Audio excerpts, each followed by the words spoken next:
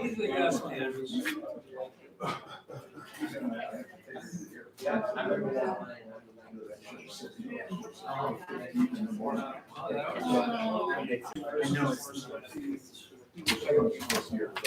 Testing. Nah, damn it.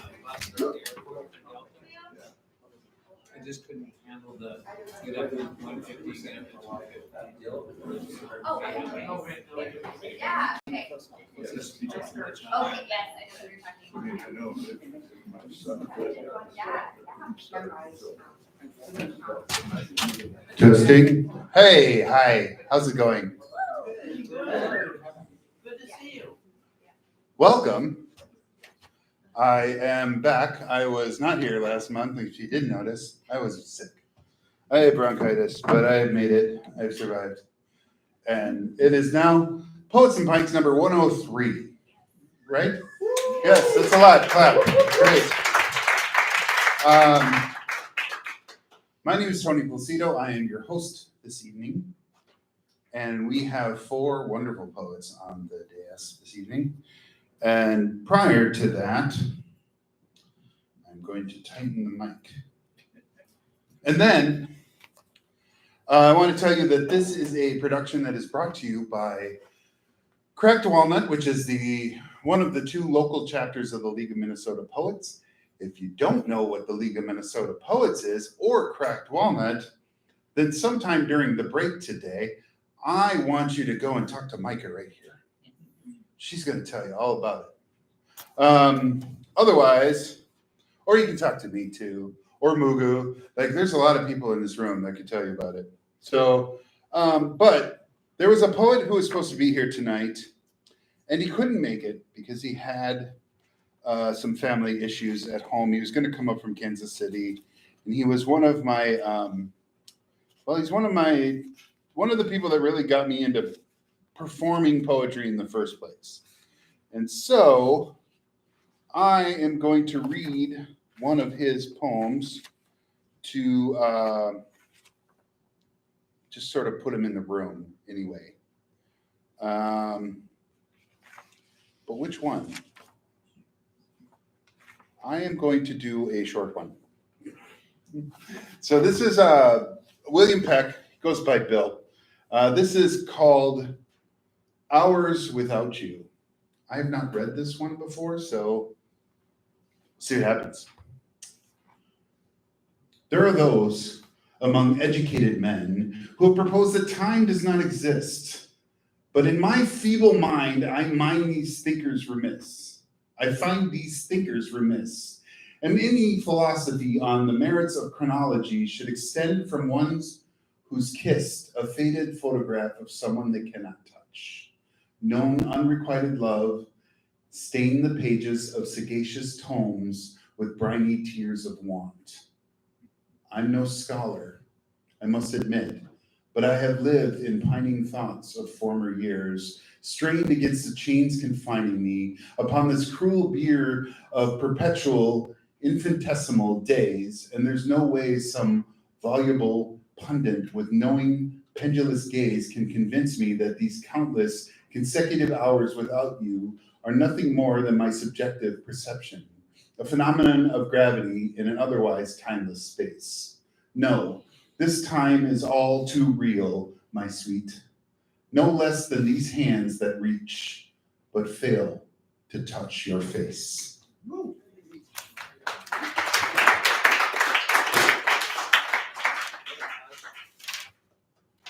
Oh, that's right. His bio is on my phone. So our first poet this evening is Doug Green.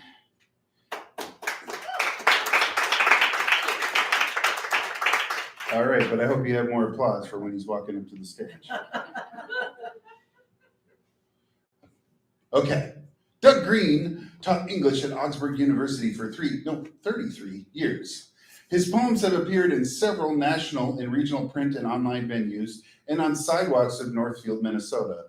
His first collection, Jump in the Medium, available over there, published in 2019. His chapbook, Catastrophizing the Catastrophe, appeared in March 2023, available over there. He currently serves with his spouse, Becky Boiling as interim co-poet laureate of Northfield, Minnesota.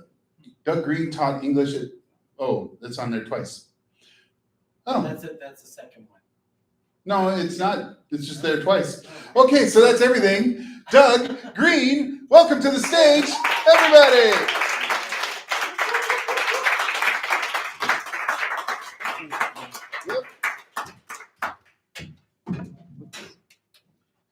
You shortened the mic for me, which is really a good idea.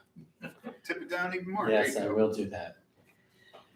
I'm going to start with a poem from Jumping the Median, Available over there. available over there, as Tony said. I published under the name D.E. Green, just because I needed a different persona to do this work. And this poem is a poem, I've actually read it here before, about 5 years ago, before all the disasters, well, or in the middle of one of them. It's a political poem. And unfortunately, it's about a political awakening, but it's also still unfortunately relevant, I think. The would-be naturalist goes birding. So those 4 eagles I saw yesterday, they turned out to be turkey vultures, circling low over the pond and the field, tilting and shimmying on a brisk wind. It felt a little like the loss of patriotism back when I was in college and Nixon fired Archibald Cox and proved he was the presidential liar I denied he was. Mistaking those vultures for eagles, losing those damned eagles, felt like losing faith in the one holy Catholic and Apostolic Church all over again. Wasn't once enough. So this morning, I went out with an urbane biologist who admitted he wasn't sure either about the bird that swooped down over us, scavenging, its eye peeled for something to fill its maw, like Nixon, not trusting the democracy he believed he was defending to give him the votes he needed, and so grabbing them instead. Nature's hunger, American greed. You understand better after eagles disappear, turn vulture, that we live among the dead, that large black wings cast shadows over us, harbingers of grief, those night dark silhouettes.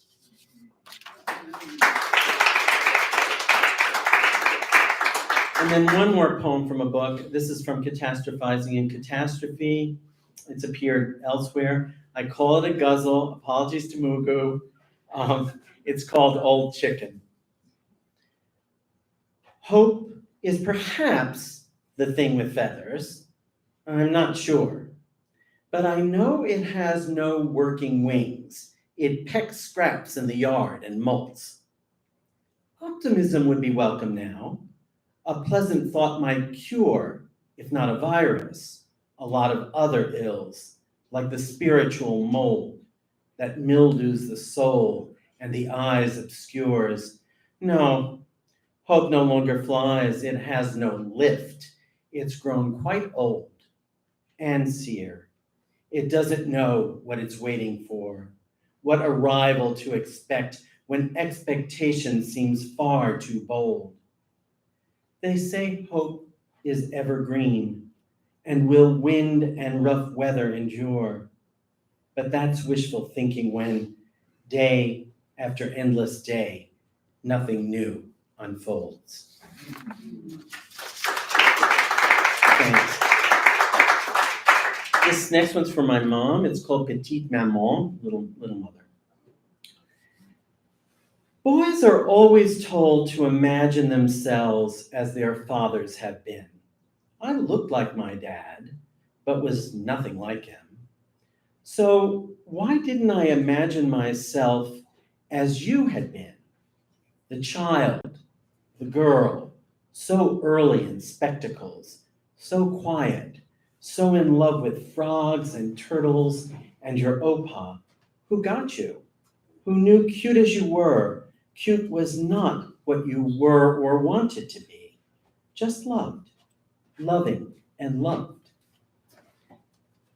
Need I say what I now understand? I was a girl, just like you.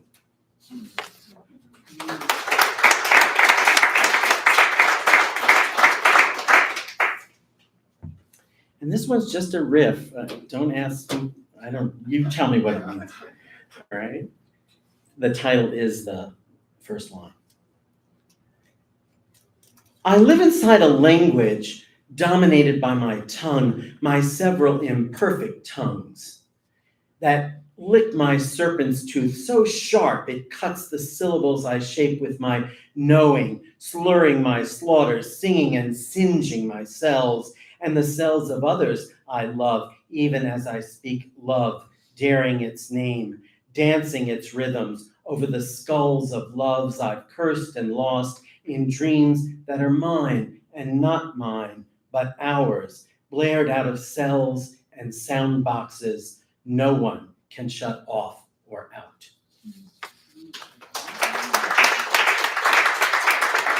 And now, a little love poem, okay? But it's called Prickly Pear, but it's not P-E-A-R, it's P-A-I-R. Prickly Pear. Oh, beloved swamp thistle, I worship your leaves, spikes.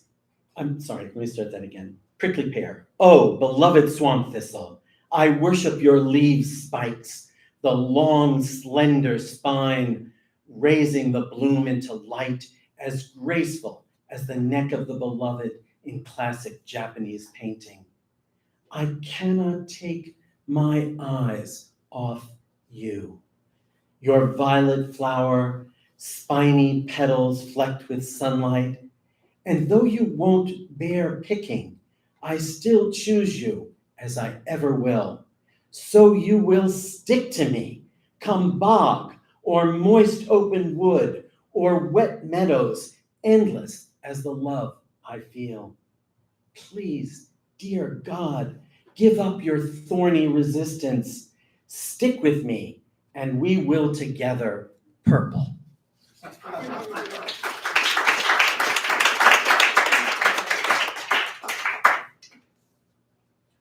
That's for Becky, by the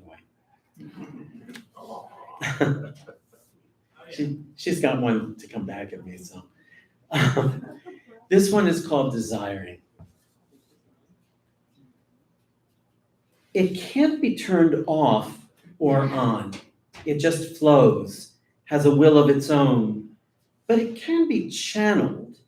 It demands acceptance, a willingness to fall hard into attraction.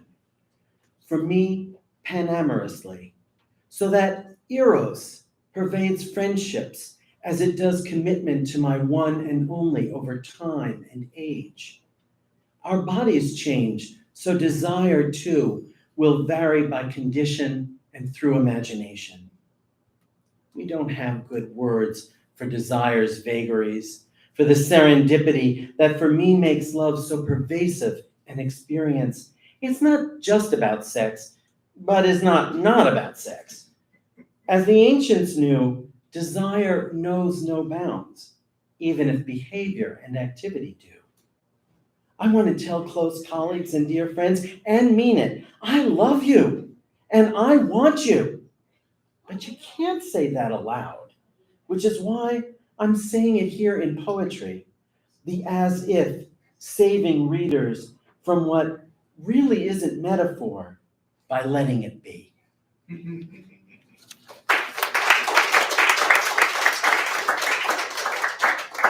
And I'll come full circle back to a politics of sort, but we'll call it a poetic politics. It's for Carolyn Kaiser, the feminist poet from the 60s and 70s. Yes, saint. Yes, Saint Carolyn Kaiser, thank you. The Poet's Return. Dark times called them back from the villa residency in Tucson Hills, from campus offices and classrooms to the streets and the people, angry streets and suffering people, to George Floyd Square, to Uvalde, to Highland Park, to Buffalo, to the steps of the Supreme Court, to every recess in which the snipers lurked. They faced the pot shots of crackpots and the crackpots who called the shots. They faced them down. They spoke the language of the streets, of the barrio in South Central, of Brooklyn and Harlem, but also of Pittsburgh, of Jackson and Atlanta, of Austin and Houston and La Frontera, of Portland and the women of Tulsa. They moved and spoke to the pulse of Black Lives Matter in Flint, of La Raza and Pan Asia and Pacific Islands, of the indigenous on the res and beyond, of every eroding field and burning forest, of snowless mountaintops, of disappearing fauna and bee-less flora. Yes, the poets are returning, called forth as always by the need for living language, for the language of truth, not trumpery. The poets are returning because people are clamoring for words that inspire, for words that aspire, for rhythms of truth, to move them, to encourage their feet along the paths of justice, equity, and liberty toward the common good, not for Wall Street, not even Main Street, but for your street and mine, for this land we must renew, for this village we call our home. Thanks very much.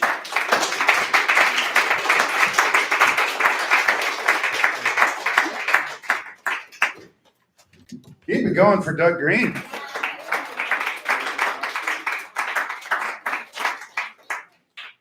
All right, our next poet is Raine Ngo.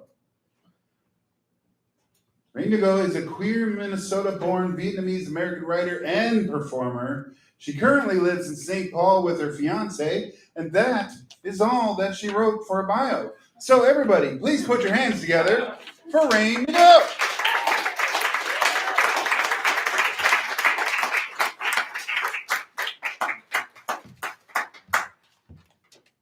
You ever look back and think, wow, I'm so unamused with myself? That was a moment. Thank you, Prideful Enough, for having me here. I'm really excited to be here. Today is also incidentally my birthday, so thank you all.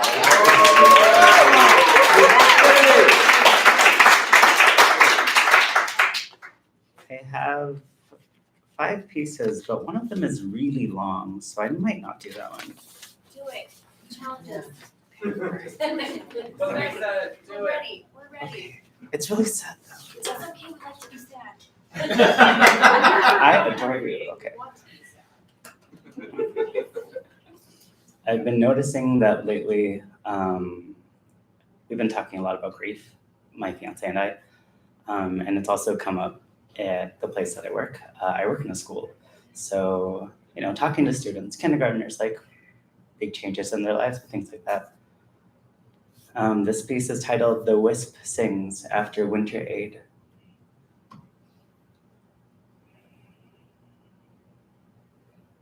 Let me sleep. I am tired of my grief. I would like you to love me, to love me, to love me. This morning the sky was gray when it was storming. Somehow through the thunder and charcoal-colored clouds, I heard your voice ring clear. And I know that you aren't home. I know that you aren't alive anymore, but here we are.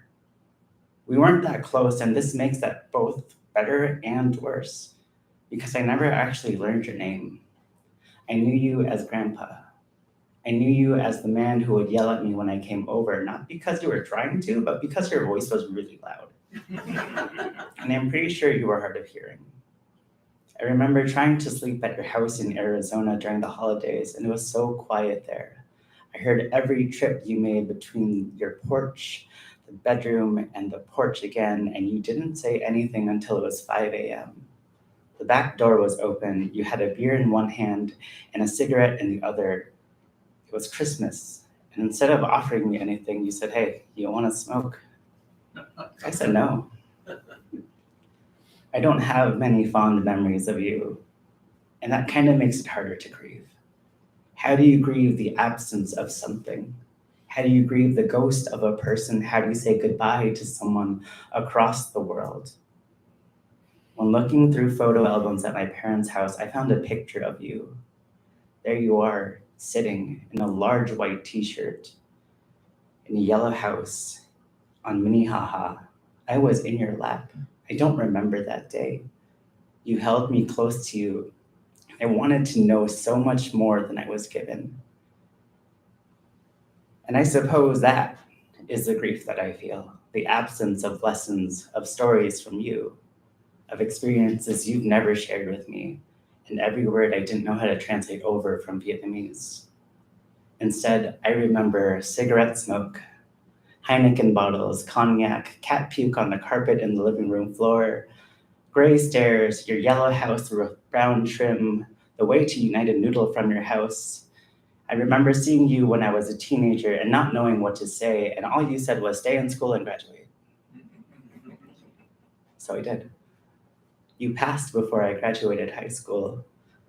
I didn't invite anyone to my college graduation except for my parents and my siblings, but I know you were there. I know you were there. Thank you.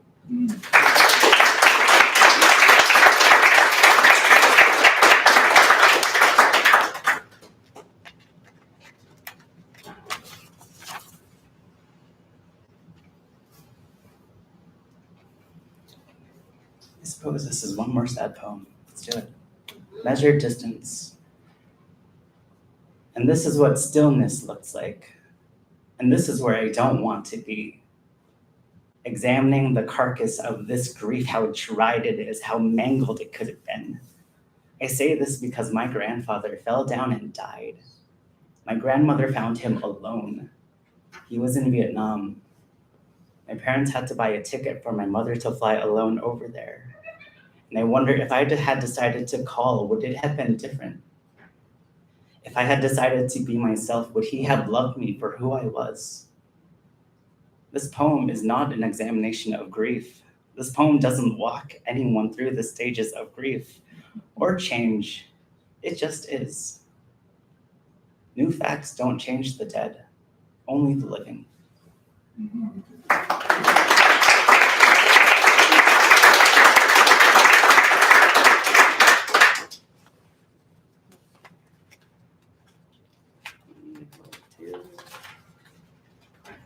This one, if I could turn pages. This one is shorter.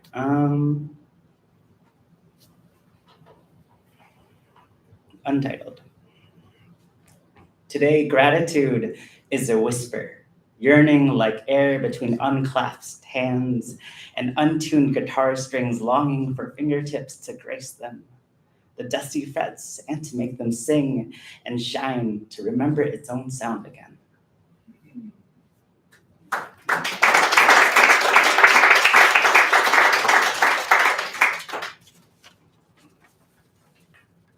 I have two more pieces. This one is titled Tender. Tender. Tender.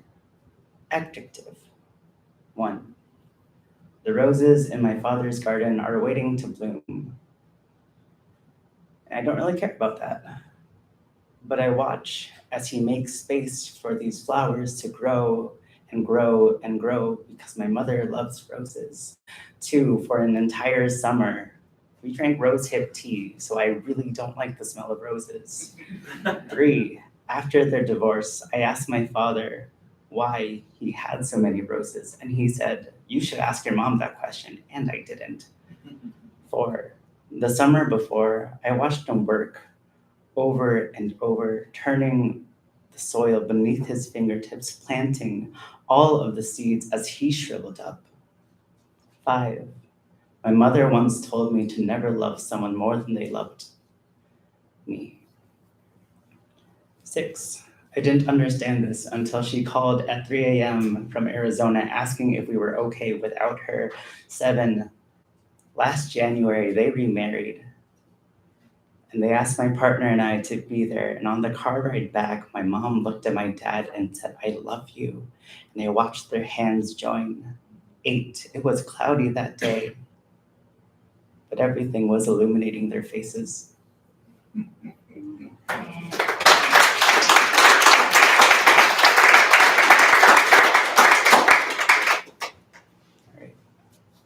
Last piece, this one is titled, actually I don't have a title for this, After Molly Lacey.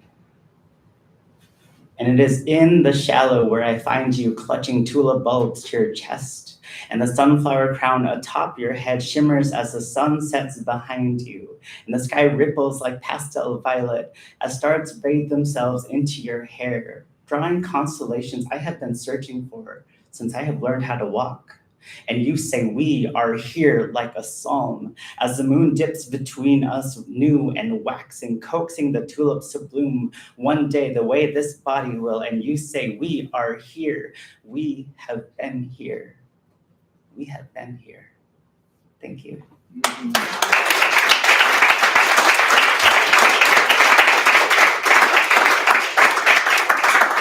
Keep it going for Raine.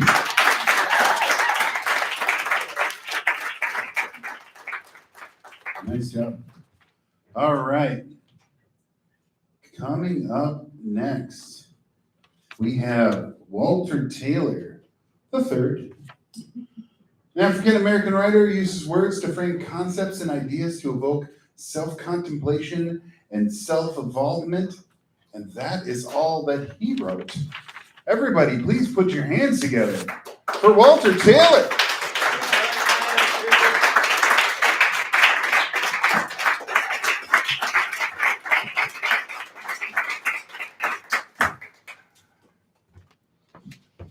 This first poem I wrote, I was headed to St. Paul on the light rail.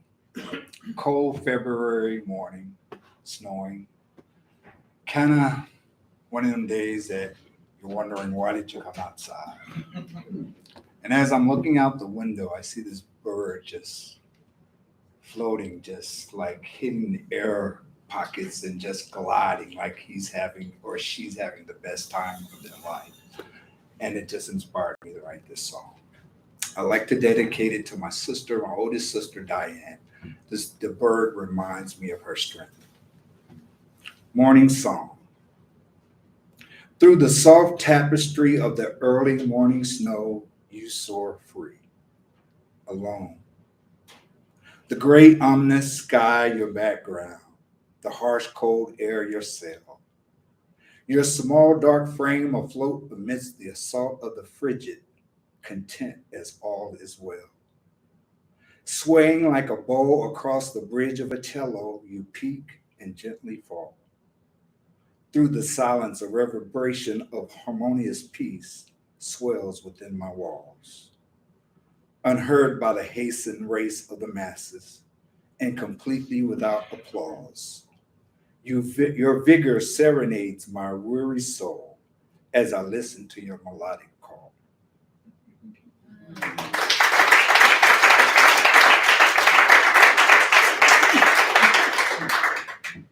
The next poem is entitled Giggles in the Grass. And this is me at my mischievous childhood years. Giggles in the grass on the garden floor in the shade. Giddy, satisfied, cool, and relaxed. An innocent appearing smirk conceals a hilarious, silly secret that is the funniest thought ever so far. For this day is young. Floral and citrus fragrances dance a seductive tango, choreographed by the breeze. They've lost themselves with each other's company. Lingering lime and lemon lace laughs lavishly on loquacious leprechauns laying lazily like little lads fighting sleep. The air is light. Butterflies kiss each other as a greeting of respect as the silly lilies sway in excitement. Another thought, another giggle. The day is quite young.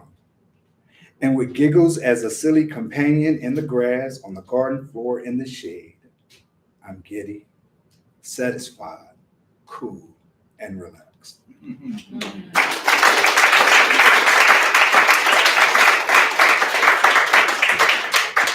This next poem, we're going to take a short turn. It's actually quite graphic. It's titled Don't Cut Me Down. I wrote it one February in honor of Black History Month. And it's kind of my take on some of the acts recorded in history. Don't cut me down. See the peacefulness and the stillness of my lifeless body. No longer at war with this world. No longer needing the will to fight. Look how my red blood glistens, even sparkles brightly underneath the friendly silent moonlight. Since I've been named a slave, somehow, some way, that means that my life belongs now to another. And freedom most nights comes with a price, which tonight I paid because I ran, but not as fast as my brother. Feel the gouges in my whip back, flesh sliced, ripped down to the bone. Smell the putrid scent that emits from my decaying body since it's 8 days now that I've hanged here, left all alone.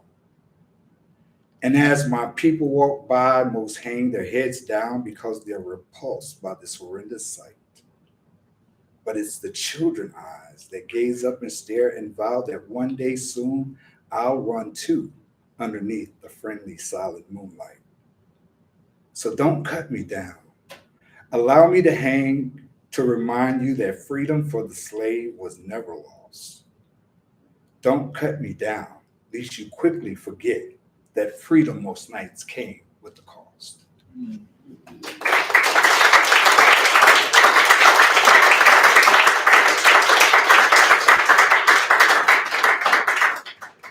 All right, this last poem is called If I Call This Thing Love. Now, honestly, I wrote this February, Valentine's Day, and I'm single. So I need to justify why I'm single. So I wrote this poem called If I Call This Thing Love, basically saying I hadn't found it. You prospecting right now? No. If I call this thing love, will it have the power to hold me close like the blackness holds the stars in the night? Strong enough to secure its place in the vastness of space, but gentle enough not to diminish its splendid and luminous light.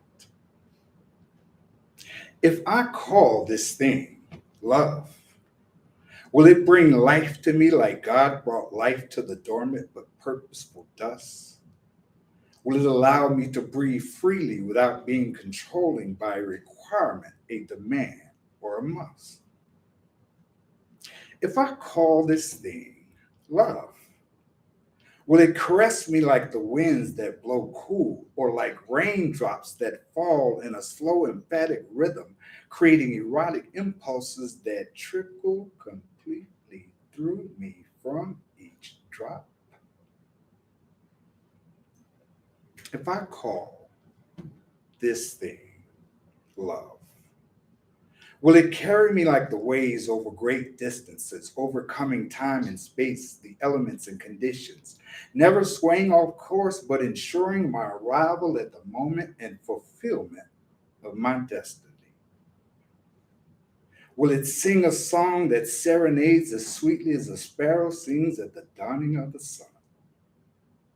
Will it dance with me like dancers in perfect rhythm, no longer two, now just one? If I call this thing love, will it just simply be the love I've always dreamed and desired that love would be? Thank you.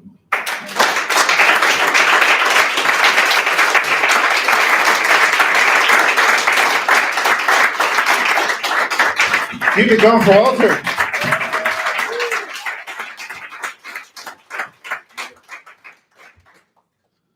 All right, getting to our last feature for the day. All right, our last feature today is Mugu Ganesan. Is he right? Yeah. He's a poet based out of Minneapolis, that's here. He writes poetry in English and Urdu. His poetry has appeared or is forthcoming in the Hindu, Burning House Press, Scarlet Leaf Review, Boston Literary Magazine, Last Leaves Magazine, and High Shelf Press. That's a lot of stuff, everybody. He has participated in poetry workshops at the UCLA Extension, the Loft Literary Center, Poetry School, and the League of Minnesota Poets Conference, because I was there. Mugu's poetry is focused on expressing the strife that comes with being human through his observations and life experiences across cultures and continents. Everybody, please put your hands together for Mugu.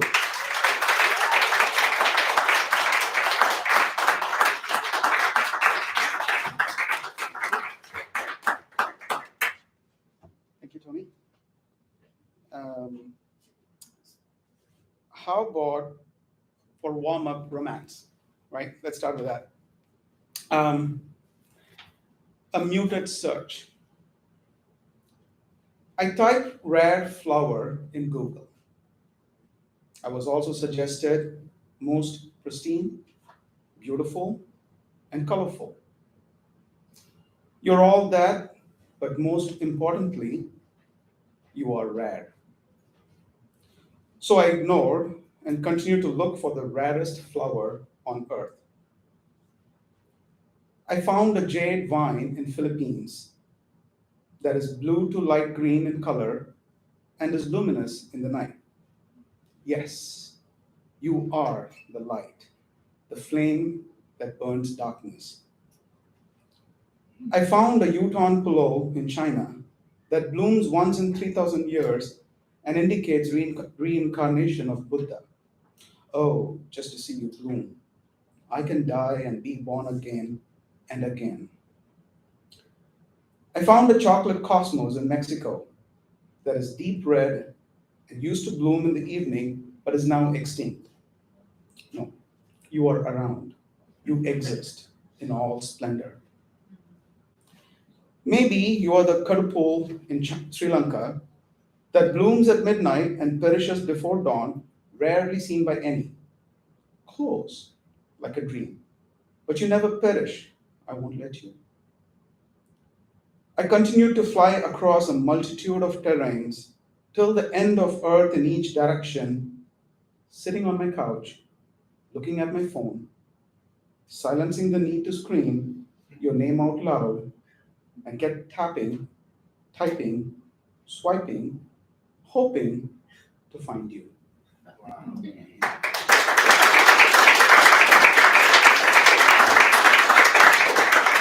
So this one is, so I had a pet dog when I was in middle school, high school. He died and I buried him with my own hands. It took a long time for me to process that in terms of what happened that night when he died when I was sleeping. So this is a tribute to him. It's called Necropolis.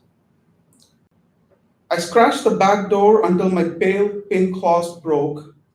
I pounded my empty stainless steel bowl to bring you back from slumber. I ran laps around the house hoping you would sense me. I licked the rust off the iron railings on the porch where we had played that evening.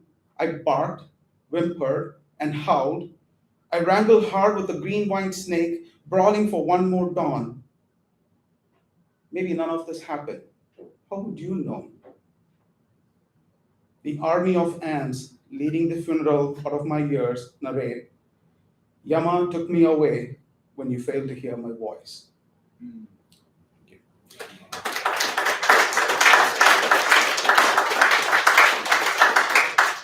The next one is something that I witnessed when I was a 10-year-old. So our maid at that point, I think she was 20 plus, and we both were traveling to our village back home. And an incident happened, and there's a recollection of that. Green Aegis. She's not an ornithologist. She just likes birds because they can fly. Specifically, parrots. Because they're vibrant and can talk back, not muted like her. Green-bodied, rose-ringed parrots with red beaks are her favorite. She's wearing a parrot green chiffon sari with a brilliant burgundy border embroidered with parrots in golden thread that enfolds her entire body as if to hold a pandemonium of vigilant parrots on her shoulders, breasts, hands, hips, thighs, feet, and heart, more than Meenakshi in Madurai, that night in that truck with that man. He fixes his late night gaze on her dark coniferous skin and its tense spread beneath the parrot green chiffon sari and begins to denude her inside his lust ravaged mind. The embroidered parrots sense the scent of a starved predator. They flap hard on her unaware shoulders, yell into her silent breast the cries of fears many at conflict, peck at her hands, hips, and thighs to break her languor, rip the golden thread and free up the wings on her feet and inflame fortitude in her heart. She storms out of the squeaking door and shatters the angst-filled silence, revels in the sound of congenial crickets, consents to the gaze of all those insouciant stars, and like those green-bodied parrots, she starts to soar untrammeled across its mother night sky, towards dawn, towards her home, unmuted.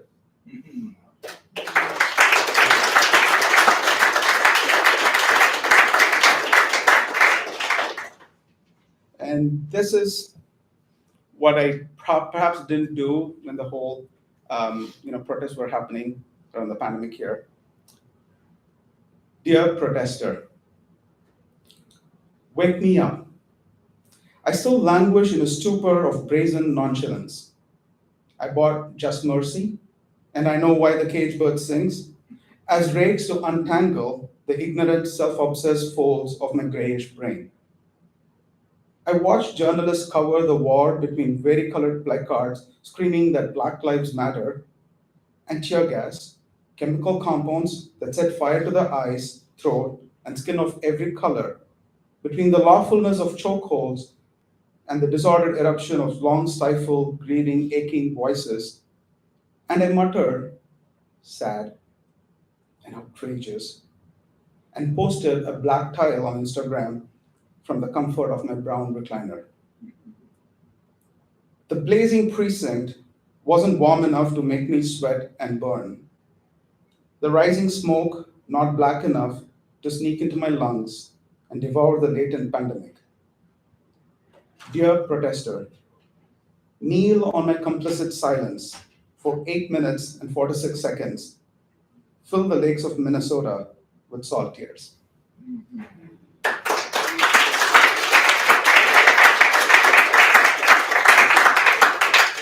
And I'm going to end with a ghazal. And this is a tribute to my dear friend and dear boss at work who passed away early this summer. It's called Empty. And this is for Ken Mayer.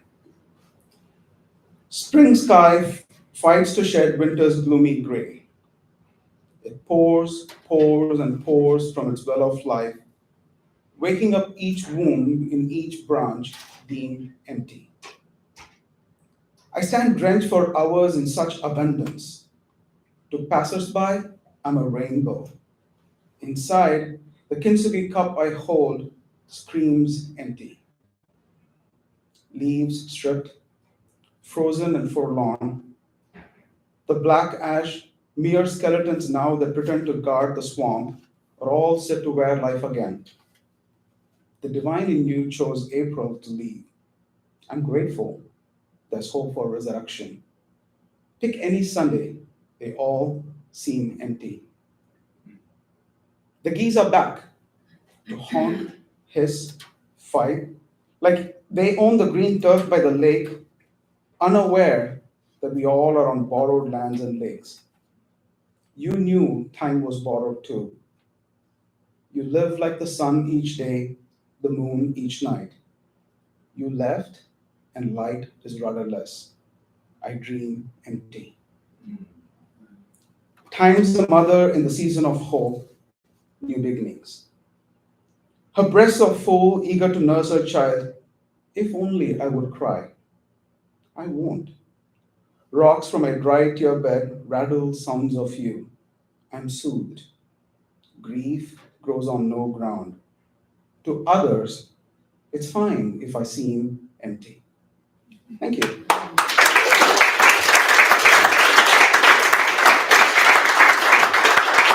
Keep it going for Mugu.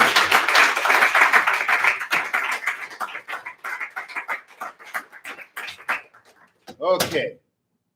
Little business, and then we're gonna go on a little break, and then we're gonna come back and do some open mic. So, business. First of all, do you know anyone who's a poet? If you do, there's these cards on the table. On the back, there is a survey. How do you become a feature on this show? You simply fill out the survey and then you get put in line. There's no audition process. We don't really do that around here because, frankly, I don't have the time. So you fill out the thing, I'll get you on the show. Second of all, like I said at the top of the show, we are run by Cracked Walnut and the League of Minnesota Poets. If you're interested in either of those two organizations, there's these groovy little QR codes at the bottom of these things here. You can scan them, it'll go to their respective websites. You can join, become a member, especially if you're a poet. There's a lot of benefits. It costs $12 a year to be a member of Cracked Walnut, $25 a year to be a member of the League of Minnesota Poets. Again, Mugu or Micah can tell you more about that. And then lastly, I wanted to show you, if you maybe saw this when you walked in, there's this groovy little book we have over there that I put together that is from poets that were on this show in the first 2 years. You might think, well, that can't be that long ago, except for in February is our 9th anniversary. So this is from the first 2 years, and there are some excellent poets in here. We've got people like Paula Krzyzewski, we've got Mike Finley, we've got Sun Yun Shin. So there is Haley Lashy. There's just Lachey. Sorry, said her name wrong. That's bad. So buy this book. It is $15, but all of the money is going to Cracked Walnut. We are a nonprofit, which leads me to the last thing. We're a nonprofit, so we live off of donations. I'm going to pass the hat. If you don't have any cash, that's fine. You can donate via the QR codes on the tents if you don't have cash. Otherwise, if you want to throw anything in here, great. If you don't, it is a free show. It will always be a free show. Otherwise, we're going to come back here in about 15 minutes and we're going to do some open mic. Otherwise, talk amongst yourselves. And remember, Doug brought in some books. Please support local artists. Buy his book, and we'll be back.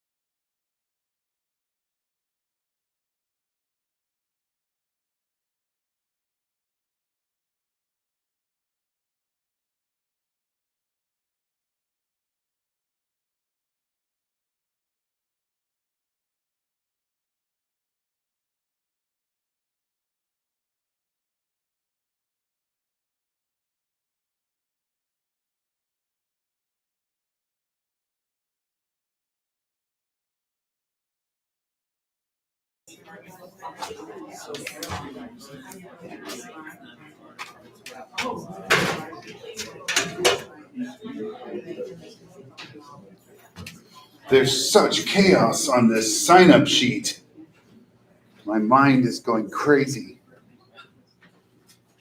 Okay, so for the people online, because I can see there's a couple people online, which is awesome. The reason why we mute it is because we play music in the room. And if we're playing music in the room and it gets on YouTube, then they flag it and then they mute it anyway. So I just mute it. Okay. Just so that YouTube doesn't get its shit in a bundle. Okay. All right, so now we're gonna do open mic. Now, very important. We got a lot of people on this list. So the rule is 2 minutes or less, one poem. So if you decide to do a 30-second poem, that's on you. Okay? One poem, 2 minutes or less. Okay, so let's see here.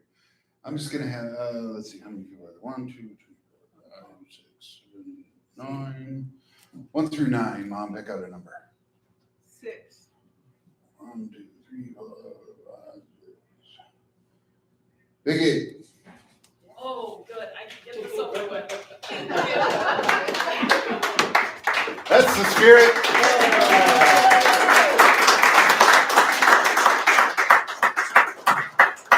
Thank you.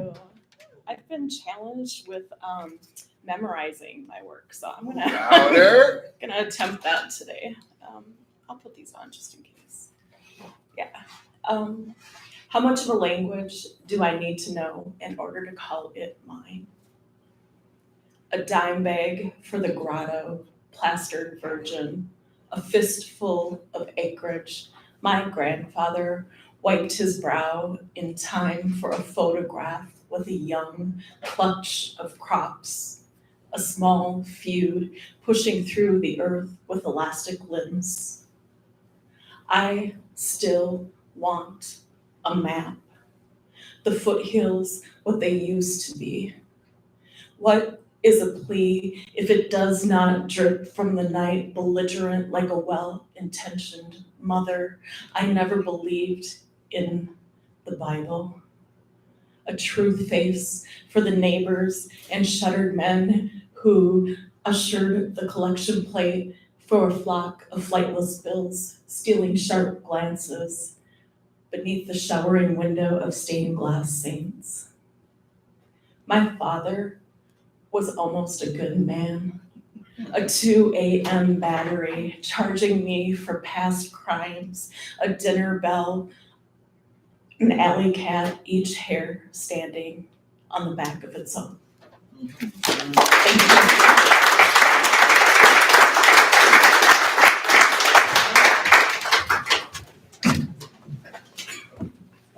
Hey, Walter, give me a number 1 through 8.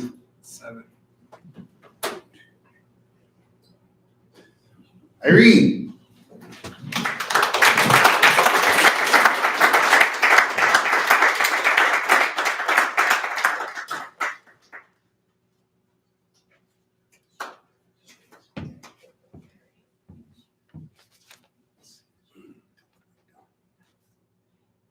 Solstice duet.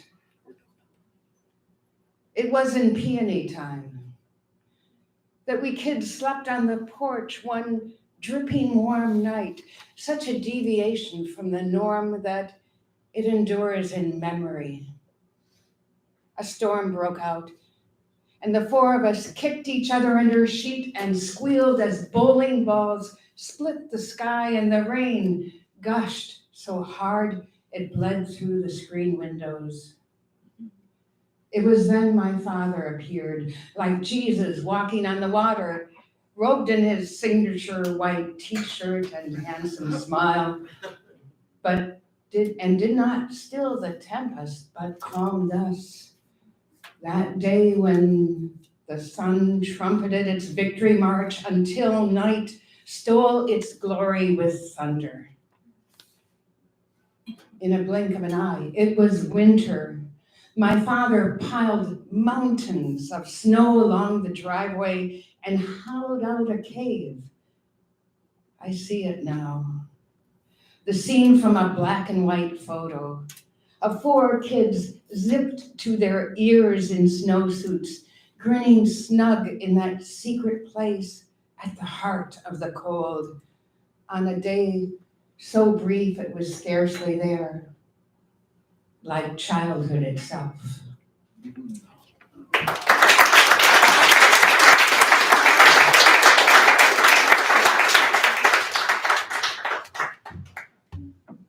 Mugu, 1 through 7. 3? Rick, come on down. All the way to the stage. Keep going. Keep going.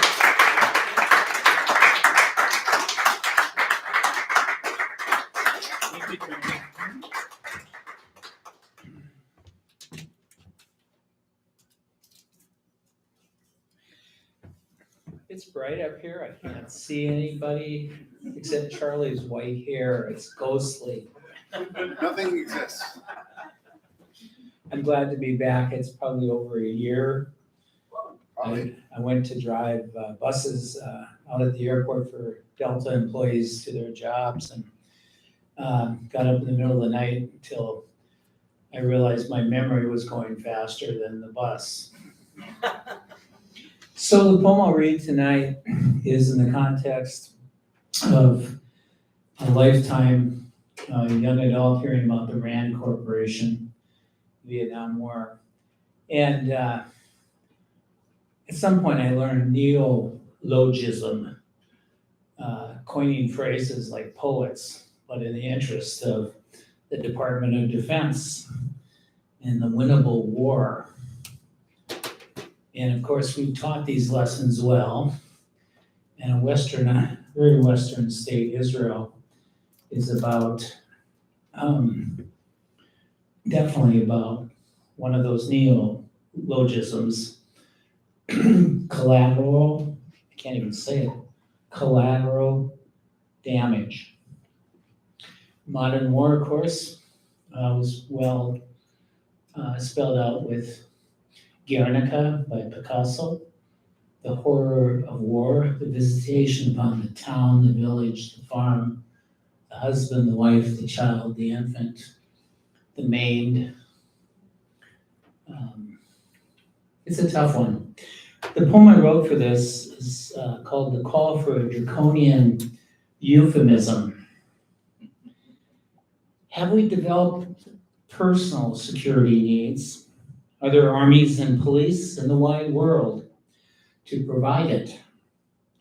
Our want is that a peaceful society evolves out of us from these 3: personal well-being, fellowship, and joint prosperity. Does order on this planet for most of us betray wealth and progress for all? Prosperity remains the purchase of the few at the cost of individual freedom of the many. Keeping lit their sparkling fangs, our brokers plot the start of war. Blitzkrieg, dispossessed of truce but one. The ends justify the means. How is it now we're made safe in a world of injuring? We behind walls are captives to fears, as our brokers label the disposable. How has the labeling of innocence, the ones in harm's way, been eased by the use of a neologism, collateral damage?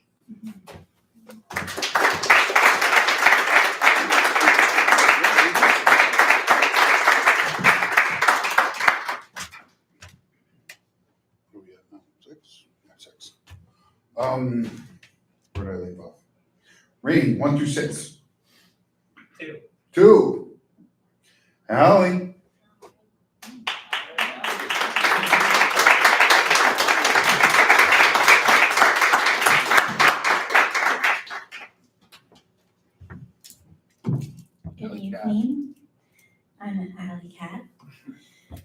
A year ago, I started sharing my poetry again for the first time in a decade. And I'm here now. I'm really happy to be here now. And so this is Water Body.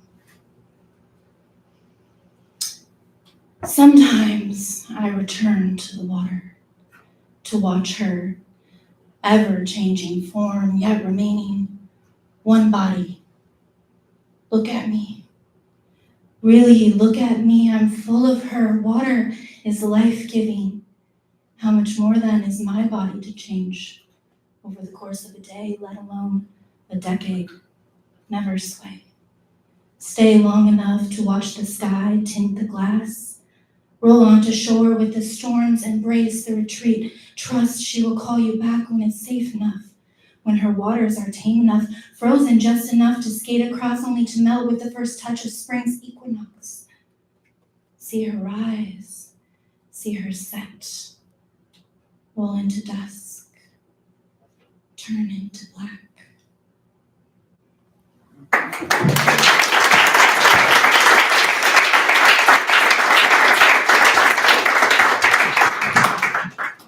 Doug, 1 through 5.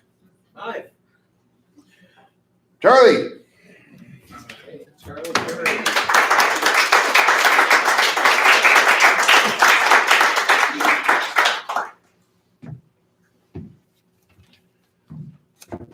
I hope all of you are feeling privileged to be in this room with these voices. I know. It's really amazing. And it happens every freaking month. Unless you have bronchitis. Unless you. Right. There's been a tone of politics in this evening. Good. There's been an air of other stuff going on, personal and objective, lots of storytelling, and it's all pointing towards putting into words things that cannot be put into words. I hope I can add to that. This is called A Walk at Dusk. I leave the house to walk just before the setting sun stopped casting shadows on the ground, instead splashing rose-colored light on tree and house. To the west, a stage set for a shadow puppet play, everything below the horizon a dark singularity. Silhouettes of trees rise into the still-lit sky, poplars thin and tall, oaks a tangle of trunk and branches, the straight lines of a house on a hilltop, all as if cut from black construction paper, one sheet laid just so on a light blue background. To the east, a whistler nocturne seeping upward through the green grass of day, green grays and brown blacks overlay autumn reds and golds, shadow edges blur with their surroundings. Bright marigolds and dahlias hush their colors, gray blooms on white stone walls, landscape and horizon blend with the approaching night sky. I am in the middle, observing both, part of neither. Memories revive as I pause to observe. I am 16, sitting on a stone wall high above Spokane. At my feet, city lights, summer heat, traffic sounds drift up from the valley, so different from flat and empty North Dakota plains. I am 24, walking fire guard at 2 a.m., harsh white light at the barracks ends, shadow and dark on the sides, everyone asleep, their soft breathing, my footsteps, the only sounds. I am here again, darkness blooms at my feet, rises to embrace the shadow play, sky, nocturne, memories, me. Everything linked once again. Night takes on shape and depth.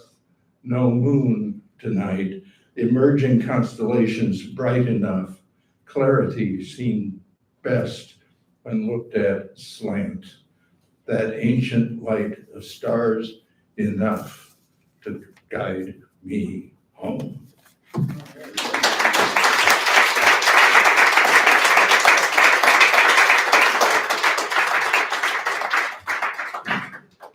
Next up, we got Matt. You're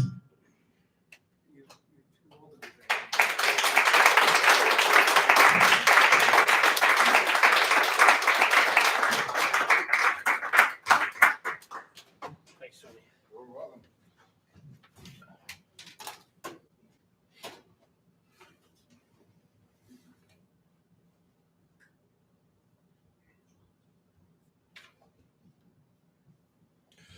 Wednesday, USA.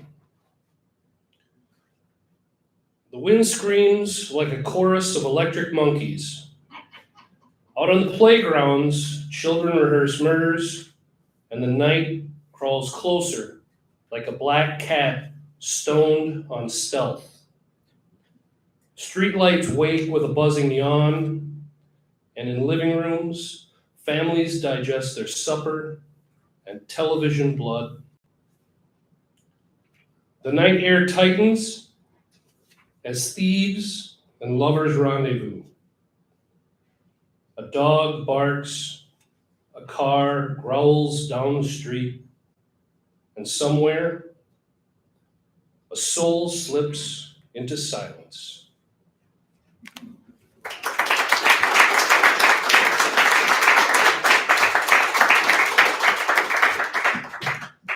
Next, we have Julie. There you are.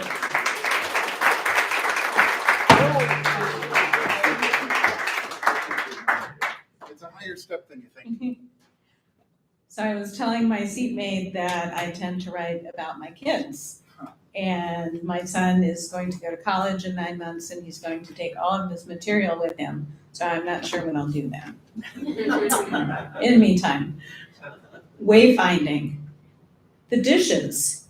Eggy fronds line the cast iron pan, solitary in the sink.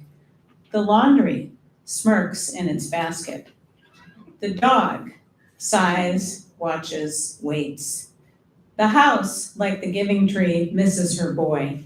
The parent wonders if these trips, short studies and absence, will build her resistance or gradually erode her identity. In time, she'll no longer be filler of forms for school lunch, bus passes, tennis tryouts. No longer hefting gallons of chocolate milk into the cart. No longer checking off first this or that. Milestones volte face into laughs. Final first day of school. Last dance. The last time anyone cared to close the shades in the living room. Don't worry, other identities will sluice and slide into the gap. Daughter, sister, writer, partner, friend.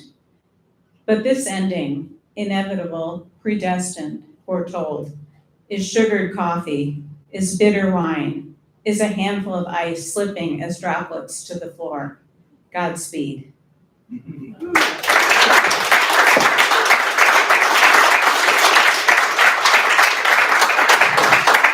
Next up, we got Nick. Keep going.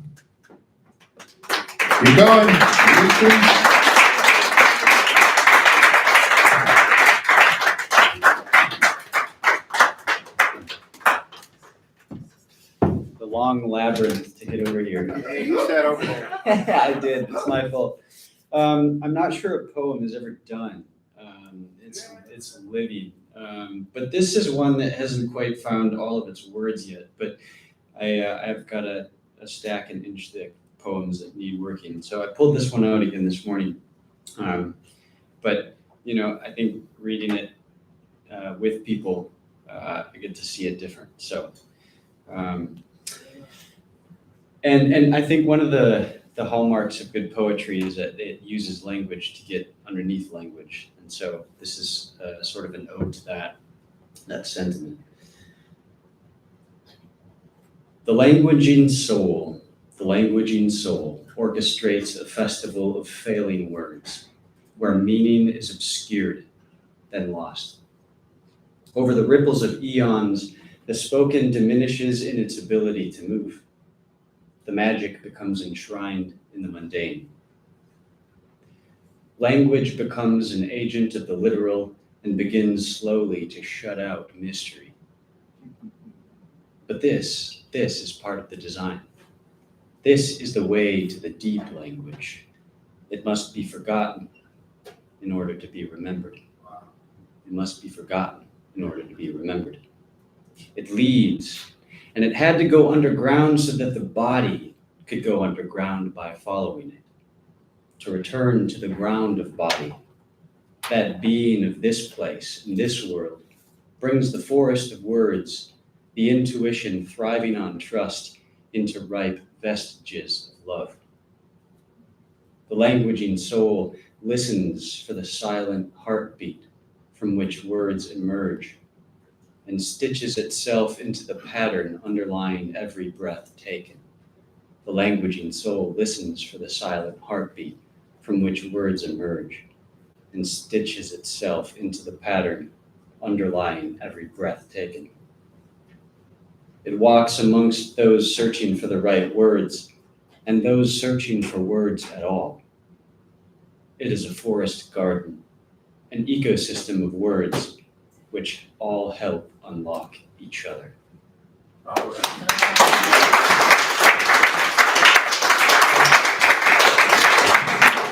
Purpose.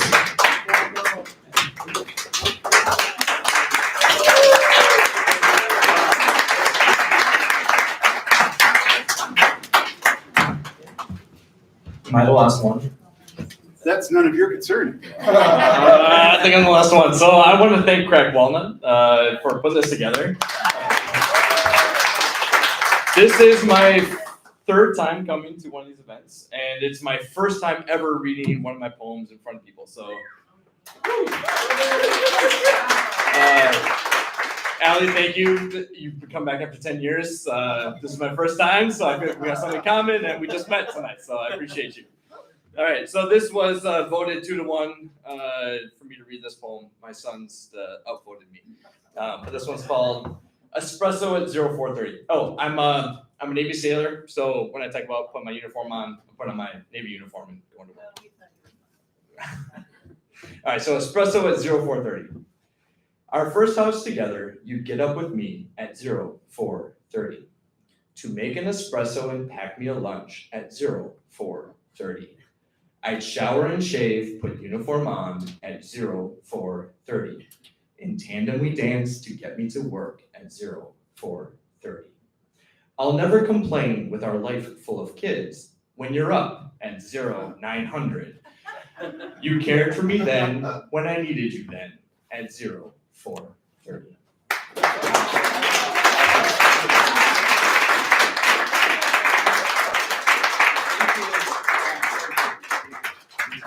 All right. I'm going to close out the show with a poem of mine that's very old. It's from my first book, Sucker Punch Wisdom. Only available on Kindle because I sold all these because it's old. It's from 2012. Because your mom cleaned out your room. No, she would never do that. Are you kidding me? Yeah. If you didn't hear what she said the cat wouldn't go in there. Which is true. Okay. So this is a poem called Division.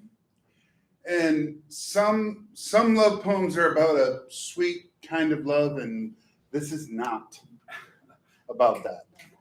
And I'm sorry about there being kids in the room. That is your concern. Division. Somehow in our division, we multiplied this idea that we should be together. Some type of forever type shit has hit us in the back of the head, and suddenly the relationship's not dead. But I can't help but tread lightly on this newfound calm, because when we speak, it's usually not psalms coming out of our mouth. Half the time I don't know what it's about, but I know I wouldn't want the kids to hear it. It's a queer set of circumstances that brought us to this apartment, this small compartment at the top of the stairs where we keep our wares and our innermost thoughts from the outside world, where we balance life and death just a breath above whether or not I did the goddamn dishes. Well, I wish your wishes had something to do with me or who you wanted me to be. I wish they tapped into my personality instead of just the fact that I have hands. What I do understand is harmony, which is hard to feel when the place is dirty, or apparently when you're a woman over 30. I know that's unkind, but I can't wrap my mind around why you still want me. Almost everything you launch at me calls me pathetic, and yet it doesn't remove your hands from my ass. It doesn't allow me to pass without a quick kiss to your lips, and a subtle harassment of my sensibilities. And this is fucked up to the third degree, and yet my heart doesn't want to be free. It keeps telling my head to shut the hell up and just let it be. There's a war without and a war within me. I wish I could just throw my fingers up and mean peace. I wish your madness would just cease. I wish you'd grab me by the neck and just ravish me. I wish you'd throw me on the floor and show me what these hands are really for. I wish you'd lock the door so that neither of us could flee until the sun comes up and the birds start to sing from the surrounding trees. Shit! See? My heart doesn't want to be free.